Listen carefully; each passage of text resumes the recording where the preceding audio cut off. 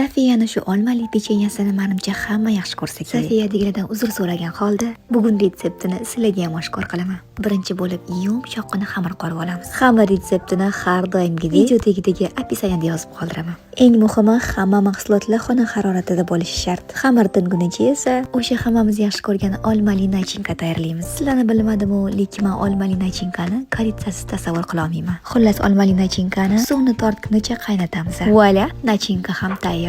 Judayam nejniy bo'lgan xamirimizni asta yoyib, avval dumaloqlar, keyin esa yurakchalar kesib olamiz. O'zi asl retseptda yulduzchali edi. Menda esa unaqasi topilmadi. Dumaloqlar ustiga olmali nachinka, ustiga esa serdechkali ko'rpasdan yopib, duxovkada pishirishga jo'natamiz. Estetik videolarim orqasida har doim shunaqa fon bo'ladi. Bunaqa bardak ko'rib umuman asabiylashmayman, chunki har kuni Neo Magniy B6 ichib yuraman. Asablarni tinchlantirib olish pishgan pechenye ustiga saxarni pudra sepamiz. Bu pechenya chaynasham shart emas. Og'zingizga solganingizda o'zi yurib ketadi.